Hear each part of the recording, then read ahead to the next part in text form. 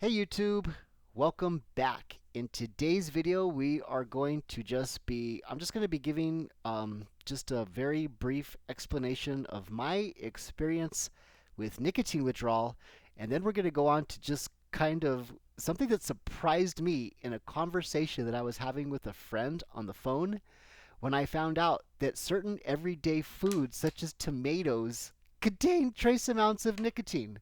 We're just going to talk a little bit about that, but before we get started, I'd like to take a moment to ask you to please hit the like button and subscribe to this channel.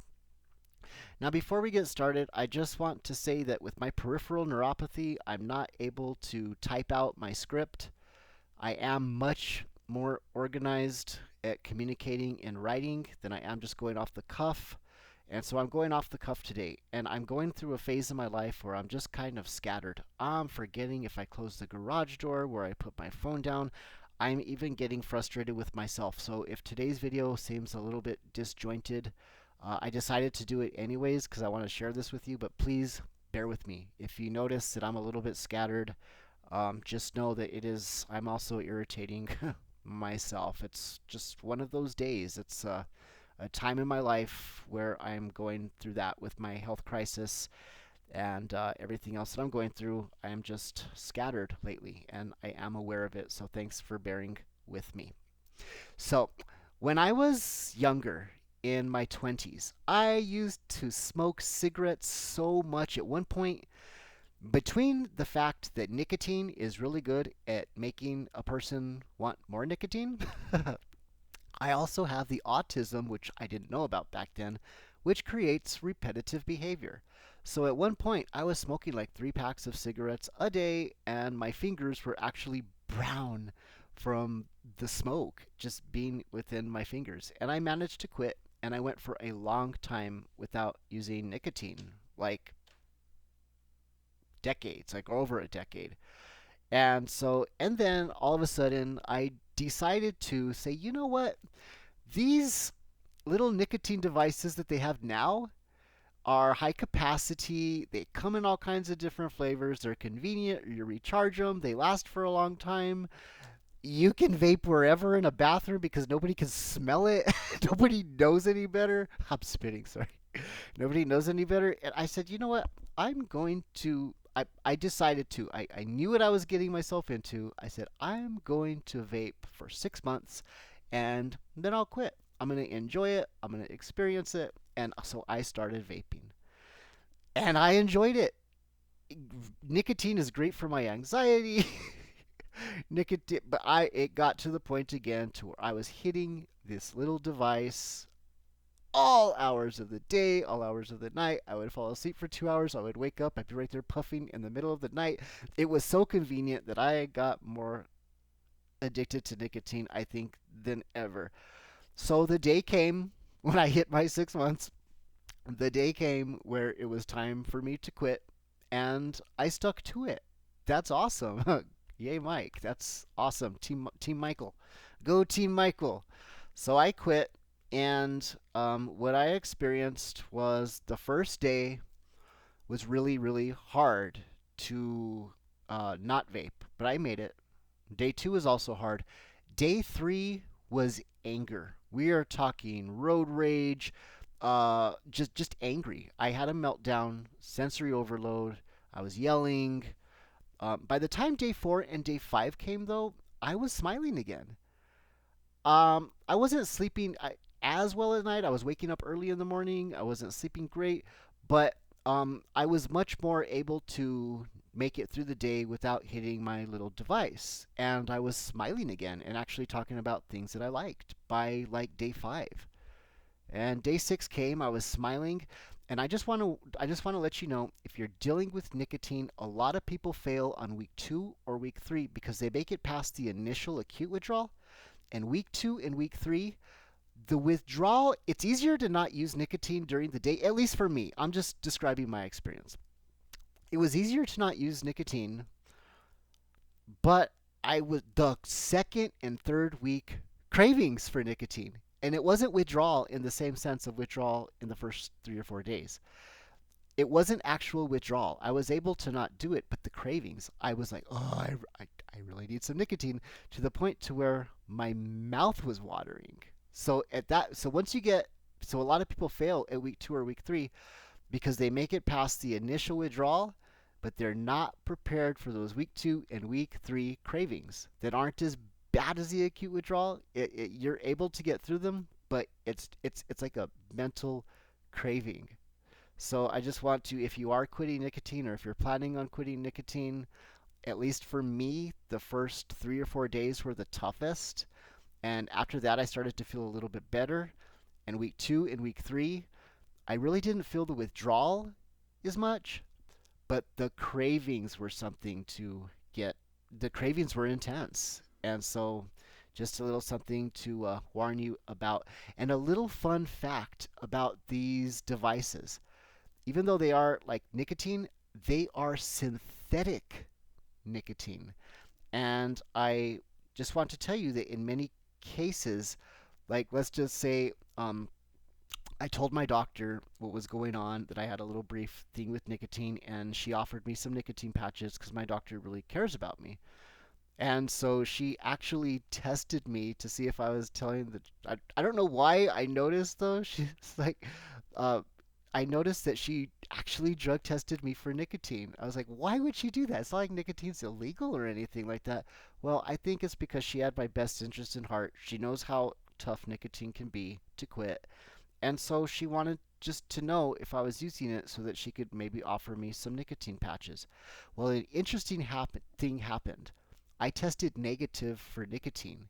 There's no way on earth I tested negative for nicotine. So the only thing that I can surmise is that these little devices that have synthetic nicotine, there must be just a little slight difference in the structure of the alkaloid nicotine between a natural nicotine and a synthetic nicotine, to where if it's tested for, you just end up testing negative for nicotine, even though you're using synthetic nicotine. So that was kind of fascinating. And so when I was, describing my little brief 6 month binge on nicotine that I went through, he actually he joined into the conversation with me and started talking about some foods that actually contain trace amounts of nicotine. It's and that's just fascinating. I want to share this with you. So nicotine is a natural alkaloid that is found in plants in the Solanaceae family. Solanaceae family, which is otherwise known as the nightshade family. And this includes tomatoes, potatoes, eggplants, and peppers. And so now I will never look at tomatoes. I love to eat these little tomatoes, and my mom keeps them on the counter, and I go and I snack and I eat them all the time. And I've been a little bit more hesitant to those lately because they contain nicotine. Now I know I'm being a little bit silly because tomatoes contain like I think it's like 1,000 times less nicotine than like what's found in tobacco. So it's not anything that's actually going to like really like affect you, and then it goes to the digestive system, like, which gets digested. So I don't think as much makes it into your bloodstream. So really, the amount of nicotine that you're going to get from these foods is negligible. But still, in my mind, I was like, no, I don't want any nicotine at all because I don't want to. I know it's been kind of silly, but it was fascinating to me because I did not know that. So it is important to just keep in mind that the amount of nicotine in these foods is negligible compared to the amount found in tobacco products. And so, and consuming these doesn't pose any really significant health risks related to nicotine. It's just fascinating. So, yeah, nicotine is something that kind of acts in the morning. It's a stimulant. In the evening, it's a relaxant. It's one of those things. It worked great for my anxiety, but because nicotine is so well at making me want more nicotine, it's just not the right choice for me and my repetitive behavior.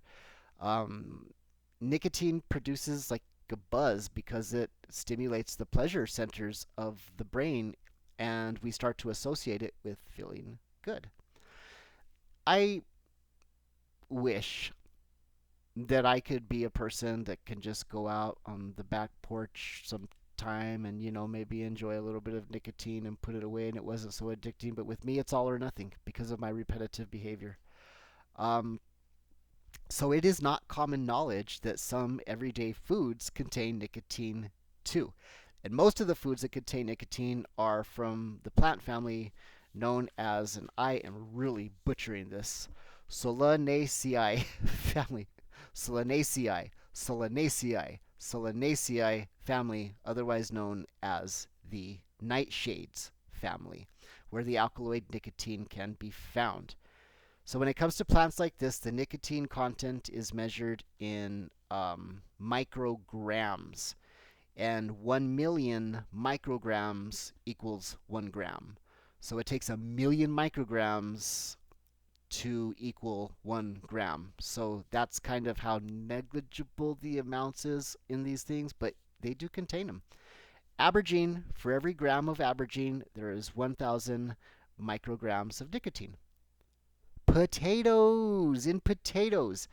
An average potato contains about 15 micrograms of nicotine. But ripening and green potatoes contain a higher concentrate of nicotine, about 42 micrograms per gram. So if you make mashed potatoes or puree your tomatoes, it can also increase the nicotine concentration to around 52 micrograms of nicotine per gram. So now that's aubergine and potatoes. Now we will move on to tea. Some brewed and instant teas, both black and green, contain nicotine, with concentrations ranging between 100 and 285 micrograms per gram. Tomatoes. This is the one that got me because I love those things. Your usual average everyday tomato contains around 7.1 micrograms of nicotine per gram.